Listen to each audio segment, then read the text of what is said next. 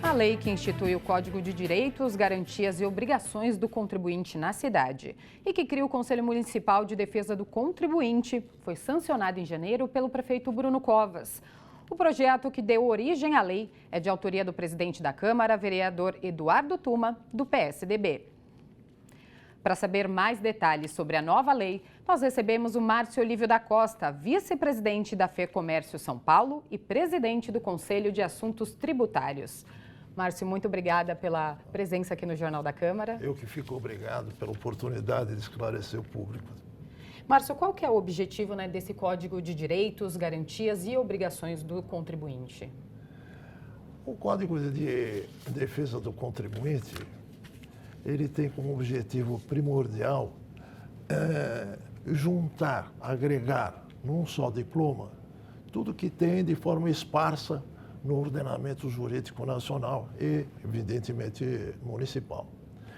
Criando, então, uma oportunidade de acesso fácil para o contribuinte de modo geral, tanto pessoa física quanto jurídica, e criando, evidentemente, um ambiente de negócios mais saudável, melhor para os investidores de modo geral. E quais são os deveres da administração tributária? Os deveres da administração tributária, evidentemente, é cobrar os impostos da maneira que seja louvável, essa cobrança desses impostos de uma maneira direta, objetiva, sem burocracia, dando oportunidade de o contribuinte, sempre que for necessário, poder se defender e exaltar os seus direitos. Esse é o principal objetivo da cobrança de impostos por parte da Prefeitura. Criando um ambiente também bastante próximo entre contribuinte e a própria administração municipal. Você quer perguntar, esse código ele veio para melhorar essa relação entre o contribuinte e a administração tributária? Sem dúvida nenhuma. Nós temos o exemplo desde 2003, existia o Código de Defesa do Contribuinte estadual.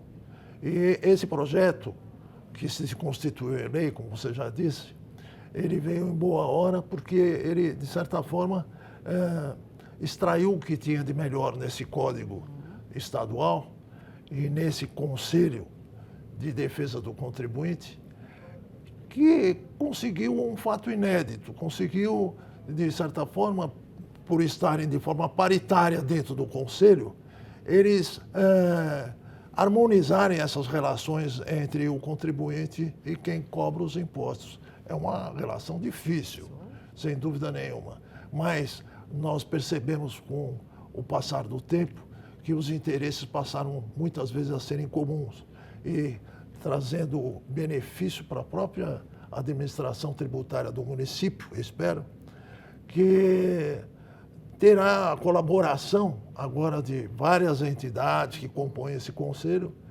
no aprimoramento da legislação tributária do município. Você quer perguntar para o senhor, o que é exatamente esse conselho, Esse conselho, de forma paritária, deverá ter, de um lado, membros do poder público e, de outro lado, representantes dos contribuintes. Espero que entre eles esteja a Federação do Comércio do Estado de São Paulo, pelos seus 136 sindicatos, não só de comércio, porque o comércio paga IPTU, também de serviços que pagam o imposto ISS, e taxas, enfim, todos nós, de certa forma, somos clientes da Prefeitura no que se refere à parte tributária.